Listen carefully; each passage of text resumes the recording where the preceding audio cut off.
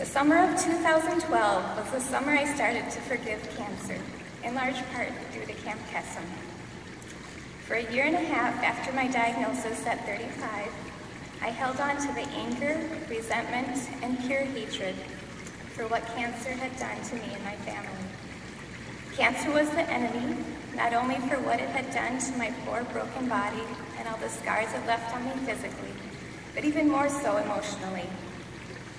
My kids were only 3, 5, and 7 at the time, when the doctor I had visited for bronchitis just 3 days before called back to tell me those dreadful words, "You have cancer." Those first 6 months were a roller coaster, to say the least, with days full of medical tests, then surgery, and a quarantine away from my family for radiation, which left me radioactive.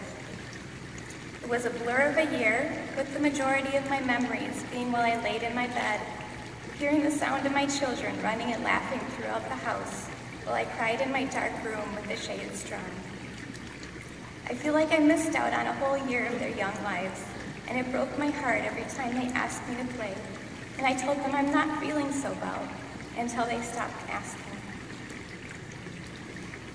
They grew up more that year than any child should ever have to, with Isabella feeling the need to take over some of my roles in the house, reminding her younger brother and sister not to laugh so loud when they played so they wouldn't wake me up, learning how to cook and do chores and help out around the house, while my marriage was also falling apart under the strain and stress that cancer added. A divorce from her father only increased my hatred for cancer.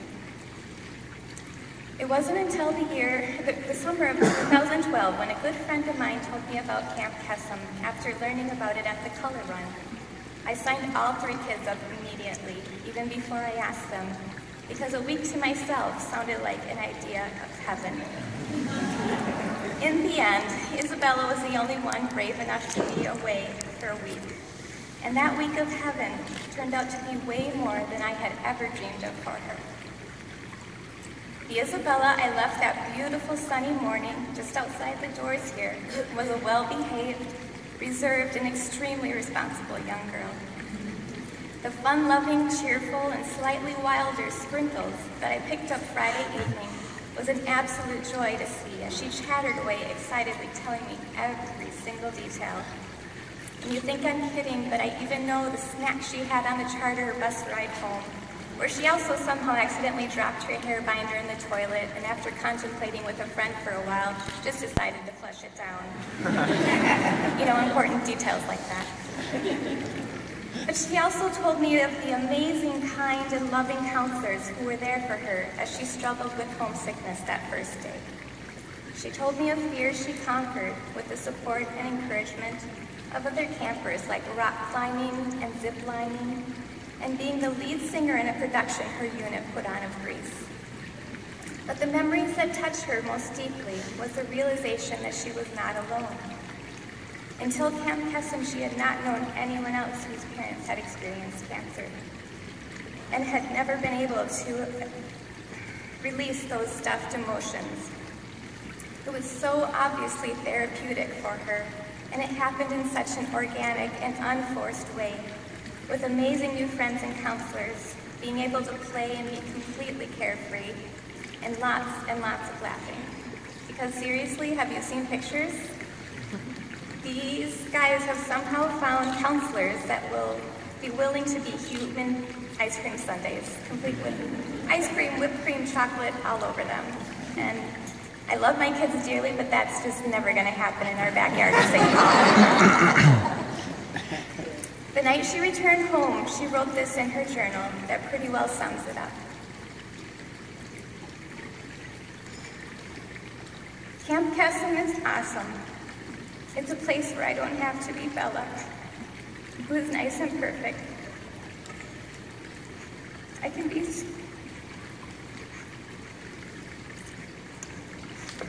Sprinkles, a whole new person who is wild, takes risks, and is not afraid. Sprinkles is the real me. Everyone there is so kind and supportive, and if I could pick any crowd to be around, it would be them. They've all gone through the same thing as me and know what it feels like to have a parent go through cancer, sometimes not making it. They know how sad it is. All these kids are just average kids that you would find anywhere, popular or unpopular. We all have one thing that brings us to Camp Kesem: hope. Hope that our parents will survive. Hope that their cancer wouldn't come back. Hope that we will never have to be alone. All these kids have a place in the world where they don't have to worry about cancer. A place where they can just be themselves and have fun and be a kid and not have to worry about anything. It is great. Such wisdom from my 10-year-old. I know that she has found her tribe and her hope, and I pray that she always stays true to being her true Sprinkles. I'm grateful from the bottom of my heart for all Camp Kesem has done to provide such a profound and lasting impact on my sweet girl. She has found her sparkle and enthusiasm for life again, and I can't wait for her younger brother and sister, who have also had their camp names picked out since the day she last returned, and to be able to participate as well. Thank you for all it has done for our family, and for finally allowing me to fully forgive cancer, to let go of that death grip it had around my heart, knowing that there is so much goodness in this world, and a whole special kind of goodness at Camp Kesem. The activities, the fun, the memories. I remember the day my mom started to get sick. Not just sick, but very sick. I didn't understand what cancer was at the time, but even at 7 years old, I knew something was very wrong.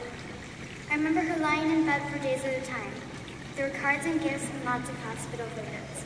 I remember it being extremely scary. 2 years later, that same person, my mom, told me about Camp Kesem. She told me and my siblings that it wasn't any ordinary summer camp, but it was a camp for kids whose parents have gone through cancer. She asked me and my siblings if we wanted to go, and I was the only one brave enough to volunteer. After being put on the wait list, I finally got in, and it was time to go to camp. One thing that was still as clear as a bell and is not really great was my homesickness there. I think to myself, how could I ever be homesick? Camp was amazing, but I didn't really know that then. I had never been away from home for more than a week without my family, so I was really scared. I remember a counselor saying to me, Sprinkles, give camp a chance. If I'm wrong, at the end of the week, you can tell me that I was wrong. But that didn't last for long, and I started to open up.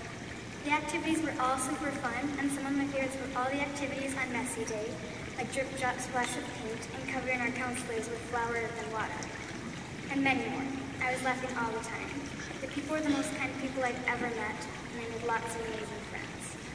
The memories were so great, like all the strange but really fun traditions Camp Kesem has, like the paper plate ceremony, where I got the Bravest Magical Smarty Award, and their songs. I will remember them forever.